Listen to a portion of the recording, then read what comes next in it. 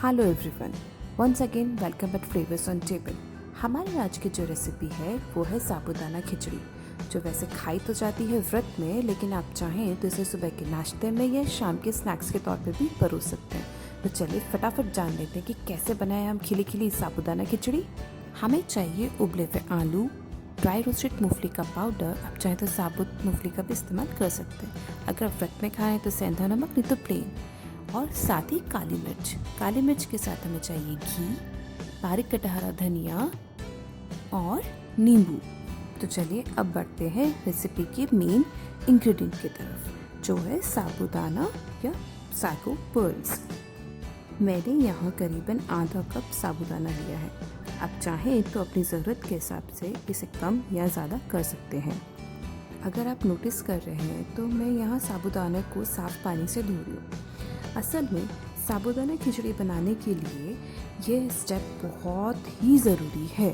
ऐसा इसलिए क्योंकि पानी से जब हम बार बार धोएंगे तो साबूदाना का जो वाइट पाउडर या स्टार्च जिसे कहते हैं वो काफ़ी हद तक कम हो जाएगा, निकल जाएगा।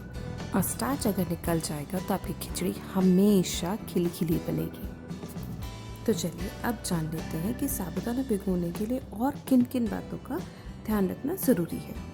सबसे पहला पॉइंट तो ये है कि साबूदाना भिगोने के लिए हमें साबूदाना और पानी की मात्रा सेम रखनी है। जी हाँ, जैसे कि मैंने यहाँ आधा कप साबूदाना लिया है तो मैं सिर्फ आधा कप पानी में ही इस साबूदाना को भिगोऊंगी।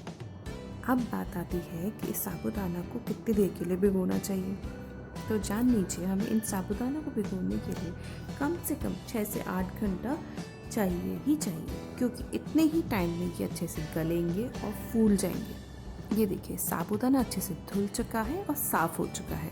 अब मैं इन आधा कप साबूदाना को सिर्फ आधा कप पानी में भिगो के ढक कर 6 से 8 घंटे के लिए रख दूँगी। ये देखिए, साबूदाना अब 6 से 8 घंटे तक भीग चुका है, फूल के मोटा हो चुका है। अब ये गला है कि नहीं, इसके लिए हम अपने हाथ से 1-2 दाने लेंगे और दबा के देखेंगे। अगर ये अच्छे से दब रहा है मतलब ये अच्छे से गल चुका है।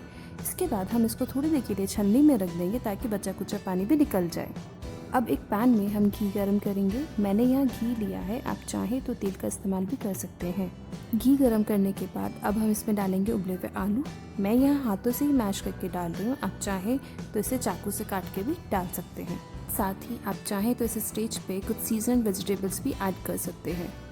आलू भूनने के बाद अब बारी आती है इसमें मसाले मिक्स करने की। मसालों के लिए मैंने यहाँ पे सिर्फ सेंधा नमक और काली मिर्च का इस्तेमाल किया है, क्योंकि मैं व्रत के लिए बना रही हूँ। आप चाहें तो प्लेन नमक का भी इस्तेमाल कर सकते हैं अगर आप इसको नॉर्मल डेज में बना रहे हैं। नमक डालने के बाद अब मैं यहाँ डाल रही हूँ काली मिर्च, जो कि इसको एक अच्छा सा तीखापन देगी।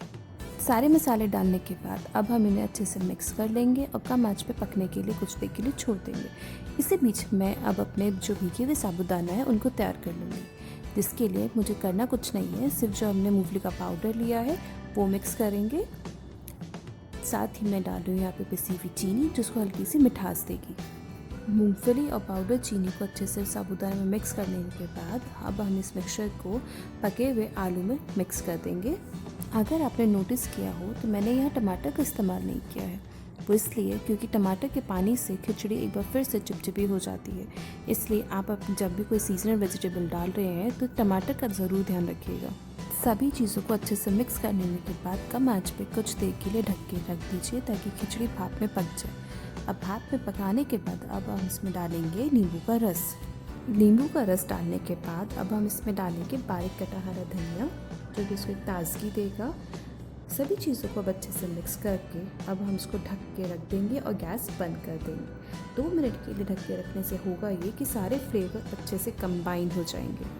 देखिए, अब हमारी खिचड़ी तैयार है। अब हम इसे परोसेंगे। मैंने यहाँ परोसने के लिए एक छोटा बाउल लिया है, आप चाहें तो किसी भी प्लेट का इस्तेमाल कर सकते हैं। हमेशा की तरह मैंने इस साबूदाना खिचड़ी को भी बहुत सिंपल रखा है। आप चाहें तो वेरिएशन के लिए इसमें किसी भी सीजनल वेजिटेबल की प्यूरी करके इसका रंग बदल सकते हैं और फ्लेवर भी बढ़ा सकते हैं। ये देखिए, हमारी साबूदाना खिचड़ी बिल्कुल खिली खिली बनी है, बिल्कुल भी चिपचिपी नहीं है और खाने में बहुत ही टेस्टी है। तो चलिए अब हम इसे गार्निश कर लेते हैं। गार्निश करने के लिए मैं यहाँ ले रही हूँ एक छोटी हरी मिर्च, धनिया पत्ता और आधा कटा नींबू। तो लीजिए, मैंने तो यहाँ खिचड़ी बना के तैयार कर ली है। अब आप भी अपने किचन में जाइए और खिचड़ी बनाइए। और अगर आपको ये खिचड़ी पसंद आई है और इस तरीके की और रेसिपीज़ आप जानना चाहते हैं तो प्लीज़ कमेंट सेक्शन में कमेंट करके बताइए। साथ ही चैनल को लाइक, शेयर, सब्सक्राइब करना ना भूलें और बेल आइकन ज़रूर दबाएं ताकि आपको न्यू नोटिफिकेशंस मिलते रहें।